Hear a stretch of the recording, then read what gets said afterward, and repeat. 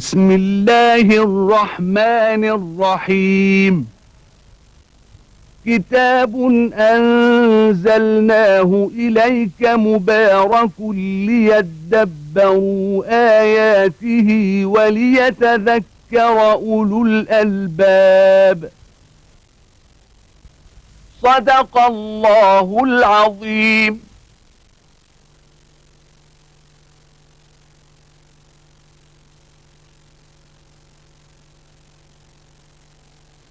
الحمد لله رب العالمين، والصلاة والسلام على عبده ورسوله الأمين سيدنا ونبينا محمد وعلى آله وأصحابه ومن اهتدى بهداه وعمل بسنته إلى يوم الدين.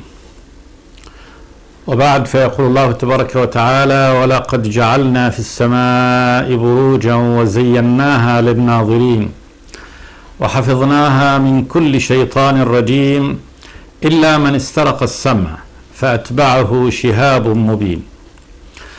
والأرض مددناها وألقينا فيها رواسي وأنبتنا فيها من كل شيء موزون وجعلنا لكم فيها معايش ومن لستم له برازقين.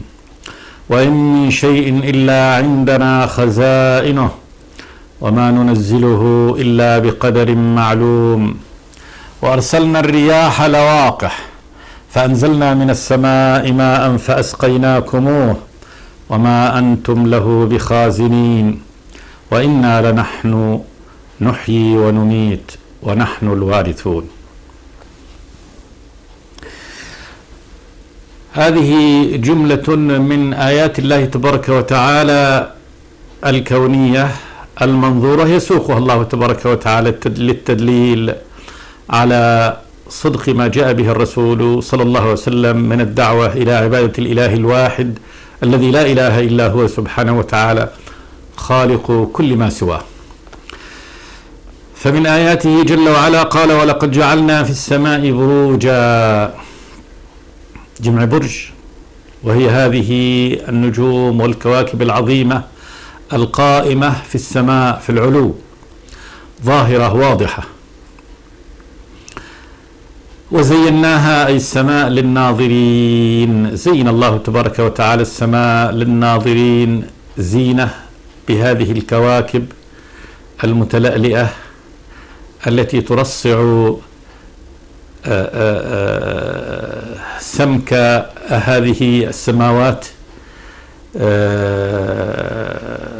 منظرها في هذا الليل، هذا المنظر البديع بهذه التشكيلات المختلفة من هذه النجوم، والتي على مدار الساعة منذ بدء ظهور هذه النجوم ليلا وإلى أن يغطيها النهار تتغير كل حين بقبة السماء تدور ويتغير هذا المنظر دائما. قال جل وعلا: وزيناها للناظرين، تزيين دائم، أي جملناها وحسناها لمن ينظر فيها. فالله تبارك وتعالى خلق هذه النجوم لمنافع عظيمة، أولها الدلالة على قدرته وعظمته سبحانه وتعالى، وأنه الخالق العليم القادر على كل شيء الذي قهر كل شيء وذل له كل شيء. ثم أمان لأهل الأرض، منظر جميل لهم يتمتعون بمرآها كل حين. وحفظناها من كل شيطان رجيم، أنه حفظ الله تبارك وتعالى السماء من كل شيطان رجيم أن يخترق هذا العلا ويتسمع إلى كلام الملائكة حيث يتكلمون في الأمر الذي قد قضاه الله تبارك وتعالى في السماء. من كل شيطان متمرد رجيم مرجوم يرجمه الله تبارك وتعالى بالشهب، إلا من استرق السمع، قال جل وعلا: فأتبعه شهاب مبين. إلا من استرق السمع من هؤلاء الشياطين فأتبعه شهاب مبين، يعني وراءه ليحرق. والشهاب هو هذه الكتلة التي تخرج من النجم أو تكون موجودة في السماء وتظهر ظاهرة واضحة كأنها سهم ينطلق له رأس ومبين بين، يظهر أمامنا. وقد أخبرنا الله تبارك وتعالى أن هذه الشهب إنما هي يعني مسيرة بأمره سبحانه وتعالى، وأنها تلحق الشيطان. قد أخبر النبي صلوات الله وسلامه عليه أن الشياطين يركب بعضها بعضا إلى العنان إلى السماء، وذلك أن الله تبارك وتعالى إذا قضى الأمر في السماء فوق 7 سماواته تكلم بهذا الأمر فيصعق الملائكة لكلامه، أو قال النبي فيسمع لصوته كجر سلسلة على صفوان، فيصعق الملائكة فيكون أول من يفيق جبريل فيسأله الملائكة يا جبريل ماذا قال ربك؟ يقول قال الحق، وهو العلي الكبير. ثم يخبرهم بما قضاه الله تبارك وتعالى، ثم ينتقل هذا الخبر من أهل السماء إلى السماء الدنيا، والشياطين يركب بعضها بعضا لاستراق هذا السمع ليتسمعون ماذا قضى الله تبارك وتعالى من أمر في المستقبل. فمن استرق السمع انطلق الشهاب، فإما أن يدركه الشهاب قبل أن يلقي الكلمة إلى من دونه فيحرقه مع الكلمة فلا تصل الكلمة، وإما أن يلقي الشيطان الكلمة إلى من تحته وينطلق الشهاب فيحرقه ويكون الكلمة وصلت، ثم يتناقلها هؤلاء الشياطين واحدا بعد واحد، لكن كل يخبر النبي بأن كل منهم يزيد فيها حتى تكون الكلمة من الصدق ومعها 100 كذبة، ثم بعد ذلك يوصلونها إلى أوليائهم من الإنس. ولذلك يأتي الخبر الصادق، الخبر أحيانا يصدق من هؤلاء العرافين والذين لهم أولياء من الجن، حتى يقول الناس ألم يقل لكم في يوم كذا وكذا سيكون كذا وقد كان، فتكون هذه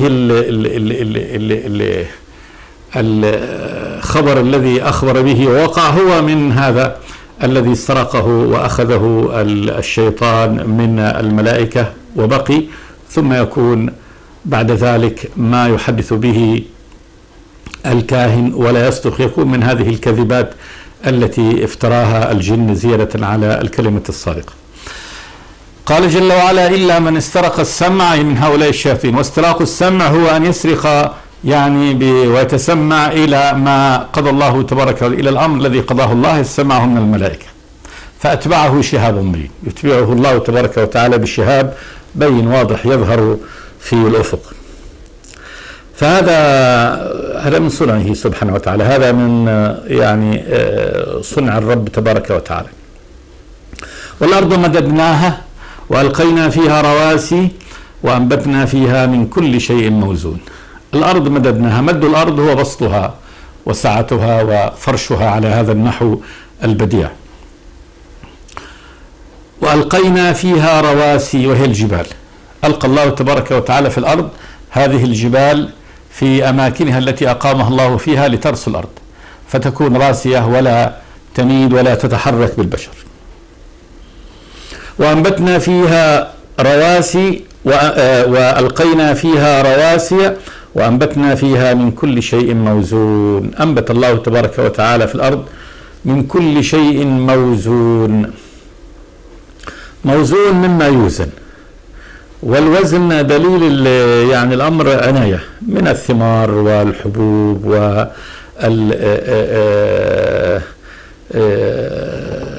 ما يتمتع به الإنسان من هذه الخيرات التي أنبتها الله تبارك وتعالى للإنسان في هذه الأرض. وأنبتنا فيها من كل شيء موزون يوزن. والوزن دليل على العناية بهذا الأمر، أنه أمر نفيس يزنه الإنسان. كذلك موزون أنه متوازن مع غيره، فإن الله تبارك وتعالى جعل في هذه الأرض توازن في كل موجوداتها حتى لا يطغى شيء على شيء. نجد دائما أن كل شيء موجود يكون هناك فيه نسبة من نسب التوازن بينه وبين غيره. فمثلا الحياة الحيوانية نجد أنها متوازنة، بعض الحيوانات تعيش على تأكل الآخر، وحيوانات تعيش على النبات، وما جعل الله تبارك وتعالى يعني حشرة من هذه الحشرات ولا حيوان من هذه الحيوانات يمتد وحده ولا يكون له مضاد، وإلا كان غطى على غيره. فلو ذبابة من ذباب هذه الأرض ليس لها مضاد يوقفها، لكان الذباب هو المسيطر على كل هذه الأرض. لو أن الأرانب مثلا وهي مخلوق ضعيف ليس لها يعني في هذه الأرض ما يكون مضاد لها، لا أفسدت الأرض كلها، لكن يجعل الله تبارك وتعالى لها يعني الثعلب هذا ديت وغيره من المفترسات تأكل منها، فيكون هناك ثم توازن في هذه الأرض. مما حصل الإنسان إذا تدخل بدون أن يعرف هذا التوازن ممكن أن يفسد الخلق، كما حصل في قارة استراليا عندما أخذ بعض المستعمرين 6 أزواج فقط من الأرانب وألقاها في القارة، فلم يمضي إلا 2 أو 3 عقود من الزمان إلا وسيطرت الأرانب على كل القارة، وكادت أن تهلك وأن تمحو ما على القارة من الرعي. ثم قام الإنسان بعد ذلك بمكافحات طويلة حتى يحد من يعني غلبة الأرانب على القارة. أنبتنا فيها من كل شيء موزون. النبات تجد لابد كل شيء له مكافئ حتى يتم يعني خريطة الخلق على هذا النحو البديع الذي خلقه الله تبارك وتعالى. وأنبتنا فيها من كل شيء موزون وجعلنا لكم فيها معايش. جعلنا من الجعل من الخلق والتصير لكم أيها الناس فيها معايش في الأرض،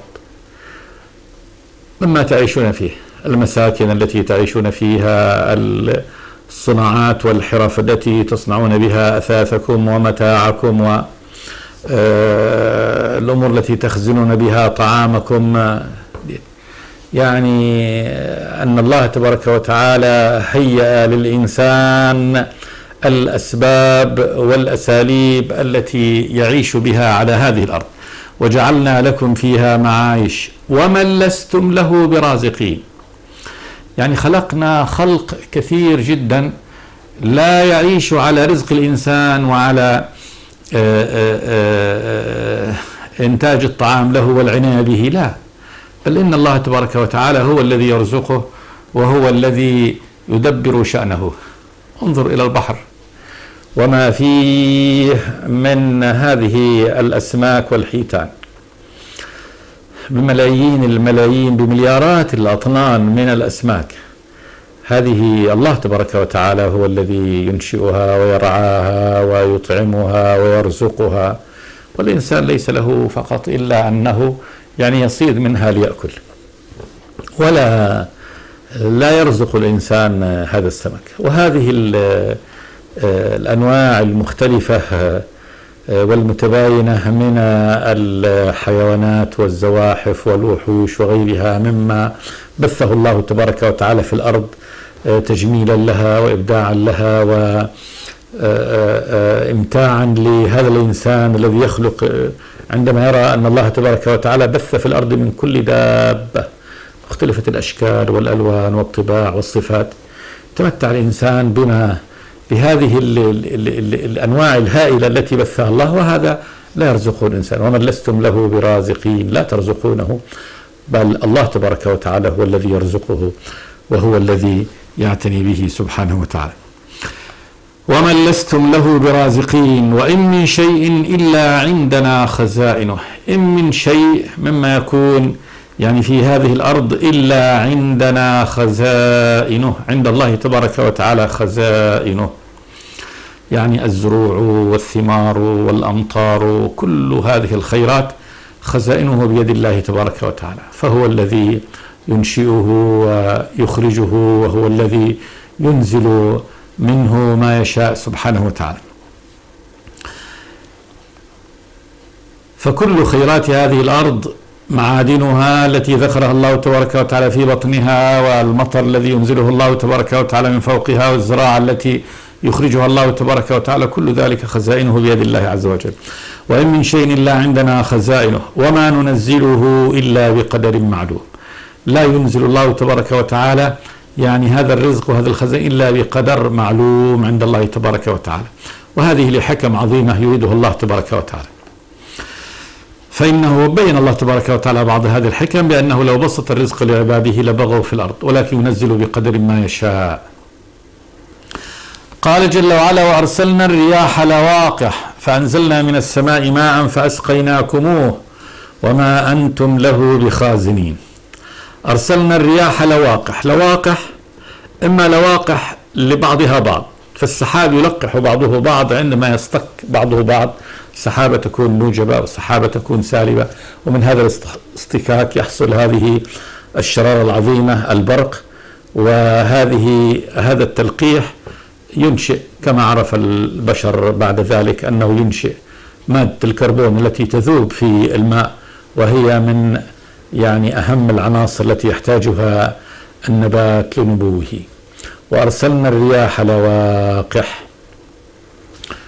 السحاب يلقح بعضه بعضا للمطر ولإكساب الماء هذه الخاصية وهو ذوبان الكربون فيه، هذه من اللواقح. كذلك الرياح لواقح للنبات، فإنها تحمل حبوب اللقاح من الأشجار المذكرة إلى المؤنثة، وكذلك من الزهرة المذكرة إلى يعني الزهرة المؤنثة. وأرسلنا الرياح لواقح فأنزلنا من السماء ماء فأسقيناكموه. ينزل الله تبارك وتعالى بعد هذا التلقيح في يعني اصطكاك السحاب بعضه ببعض ماء اللي هو ماء المطر، فأسقيناكموه، شربتم منه، سقيا من الله تبارك وتعالى لعباده. قال جل وعلا: وما أنتم له بخازنين. يعني إن الله تبارك وتعالى عندما ينزله يجعله يتسرب ويسير إلى هذه الخزانات العظيمة التي أوجدها الله تبارك وتعالى في الأرض، بعضها في بطون الجبال. في بطن الجبل ينزل، وهذا الجبل يأخذ هذا الماء ويمتصه ويبقى في خزان، ثم يخرج عيونا ومن الجبل، يجعله الله تبارك وتعالى في الأرض، ثم يخرجه الله تبارك وتعالى بعيون تتدفق من باطن الأرض إلى ظاهرها، أو يحفظه الله تبارك وتعالى في هذه الخزانات العظيمة في باطن الأرض، ثم إن الإنسان يحفر عليه ثم يخرجه ويستنبطه من باطن الأرض. وهذا كله من رحمته وقدرته سبحانه وتعالى، أولا أنه القادر العظيم، ثم أنه الرب الإله الرحمن الرحيم سبحانه وتعالى. قال جل وعلا: وما أنتم له بخازنين، أن هذا فعل الرب تبارك وتعالى لكم. ثم قال جل وعلا: وإنا لنحن نحيي ونميت ونحن الوارثون. الذي يفعل هذا الفعل كله ويخلق هذا الخلق كله بهذا الإحكام والتنسيق والترتيب والحكمة، قال جل وعلا: وإنا لنحن نحيي ونميت. الإحياء منه سبحانه وتعالى والإماتة منه جل وعلا. وإنا لنحن نحيي كل هذه الأحياء، نحيي الناس، الحيوان، النبات، ونميت يميتها الله تبارك وتعالى، والموت هو فقد هذه الحياة. ونحن الوارثون لكل يعني ما على الأرض وما في السماء. إنا نحن نرث الأرض ومن عليها وإلينا يرجعون. ونحن الوارثون أن هذه المالكون، وأن هذا الملك وهو في أيدي من ملكه الله تبارك وتعالى هو لله، وكذلك يموت هؤلاء الذين ملكهم الله تبارك وتعالى، والملك يبقى لله تبارك وتعالى، فهو الوارث المالك سبحانه وتعالى الذي له الملك كله.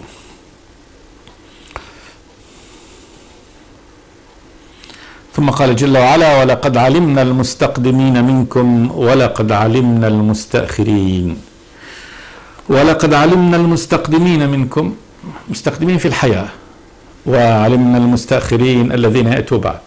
مستقدمين من آدم فالقرون التي تلته إلى نزول هذا القرآن، والمستأخرين هم الذين يعني القرون التي تلي هذا إلى قيام الساعة. علم الله تبارك وتعالى هؤلاء وهؤلاء. فالمستقدمين الذين ماتوا وأكلهم البلا قد علمهم الله تبارك وتعالى وأحصاهم وعدهم عدا، وكذلك فهو يعلم المستأخرين الذين الأجيال التي ستأتي بعد ذلك.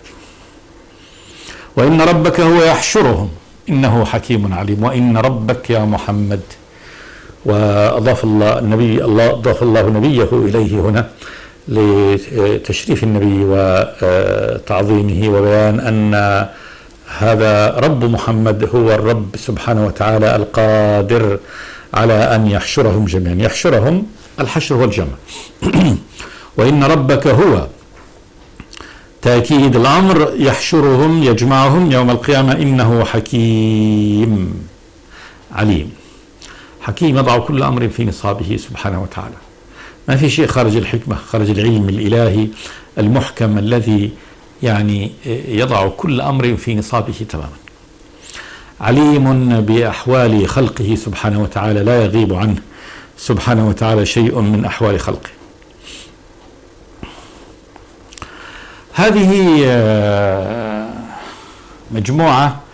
مجموعة الآيات هذا في هذا السياق هي بيان لقدرة الله وخلقه، وهذه نماذج من خلقه سبحانه وتعالى، وفيها رد لهؤلاء الذين يعني طلبوا آية من الله تبارك وتعالى، طلبوا آية. فهذه آياته، هذه آياته المنظورة، انظروا آياته سبحانه وتعالى، وفيها استدلال على يعني أن الله تبارك وتعالى قادر على أن يعيدهم إلى الحياة. ثم شرع الله تبارك وتعالى في بيان حكمته من خلق الإنسان، كيف خلقه في البداية، وكيف كان الشأن مع إبليس، ثم كيف كان حكم الله تبارك وتعالى في النهاية، وسنته في مع آدم ومع ذريته ومع إبليس ومع ذريته. قال جل وعلا: ولقد خلقنا الإنسان من صلصال من حمأ مسنون والجان خلقناه من قبل من نار السموم. يخبر سبحانه وتعالى أنه خلق الإنسان، والمقصود بالإنسان هنا آدم لأنه أبو البشر عليه السلام. قال: من صلصال من حمأ مسنون. الصلصال هو الطين الذي له صوت، إذا جف يكون جف ويبس فيكون له صوت. الصلصلة إنما هي الصوت، نقول صلصلة الجرس اللي هو صوت يعني صوته عندما يضرب. من حمأ مسنون، حمأ الطين الذي تخمر، مسنون له رائحة، سود، يعني أنه طين من طين هذه الأرض، خمر هذا الطين وأصبح له رائحة عندما يتخمر الطين، ثم أنه إذا يبس هذا الطين صار صلصال، صار له صليل، أي أنه له رنين.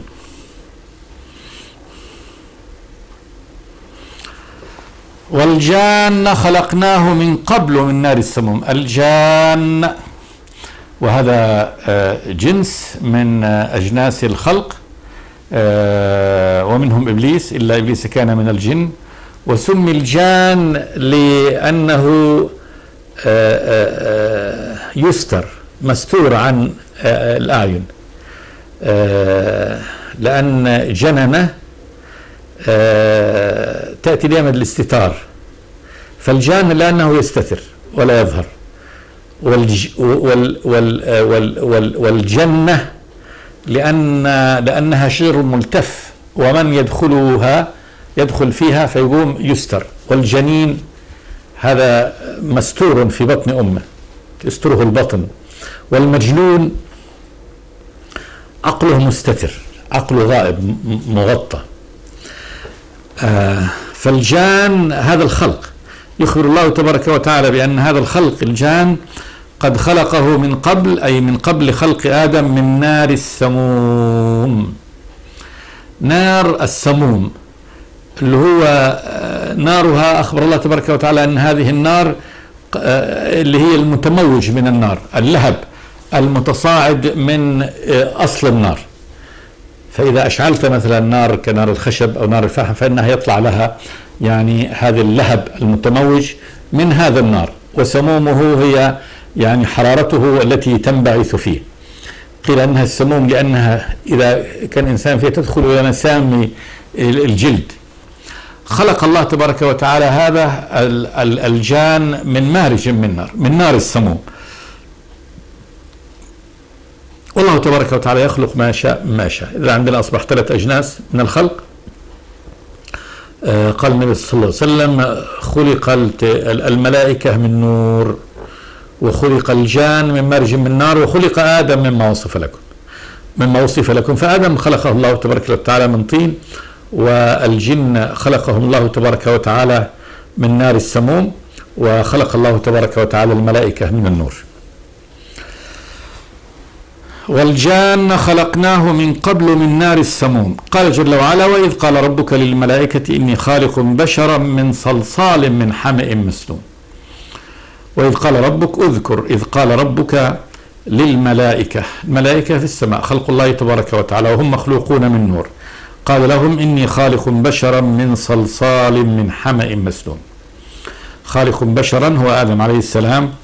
قيل سمي بشر لظهور بشرته، يعني أن بشرة الإنسان بشرة هي الجلد ظاهر لا يكسوها الصوف يعني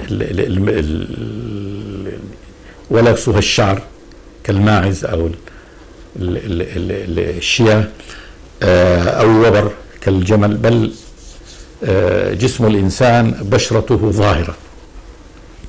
إني خالق بشرا من صلصال من حمأ مسنون، من يعني هذه المادة.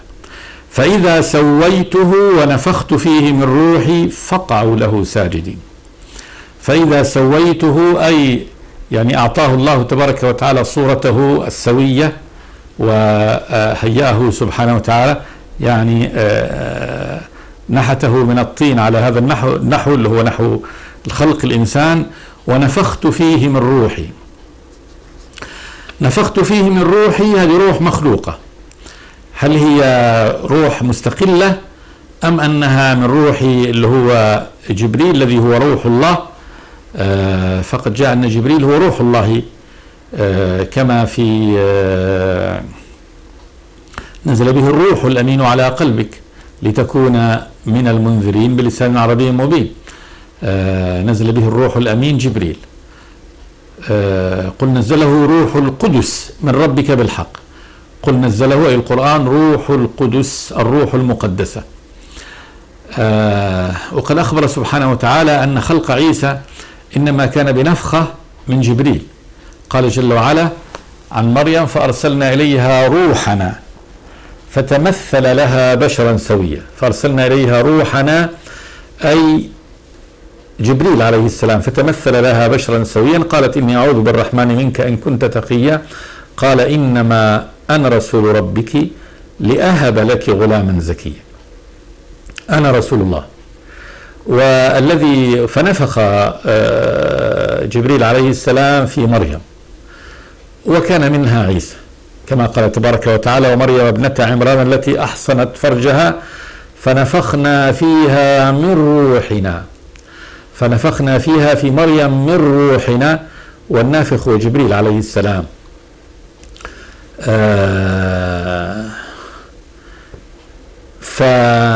وقال الله تبارك وتعالى إن مثل عيسى عند الله كمثل آدم خلقه من تراب ثم قال له كن فيكون. فمثل عيسى في الخلق كمثل آدم. فعيسى كان بنفخة الملك روح الله تبارك وتعالى، وآدم كذلك قد كان بنفخة من روح الله تبارك وتعالى. فإذا سويته ونفخت فيه من روحي فقعوا له ساجدين.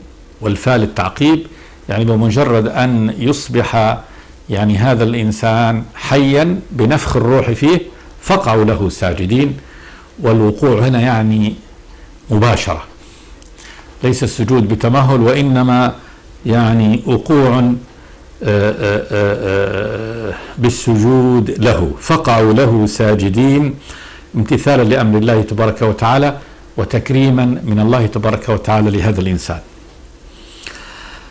قال جل وعلا: فسجد الملائكة كلهم أجمعون. فسجد الملائكة جميعا سجدوا كلهم. الملائكة بالألف واللام تدل على أن الجميع سجد لله تبارك وتعالى. كلهم تأكيد، أجمعون يعني في وقت واحد، كلهم وقعوا امتثالا لأمر الله تبارك وتعالى ساجدين لآدم كما أمرهم الله تبارك وتعالى. نقف عند هذا ونكمل إن شاء الله في الحلقة الآتية. أقول قولي هذا، أستغفر الله لي ولكم، صلى الله وسلم على عبده ورسوله محمد. بسم الله الرحمن الرحيم. كتاب أنزلناه إليك مبارك ليدبروا آياته وليتذكر أولو الألباب. صدق الله العظيم.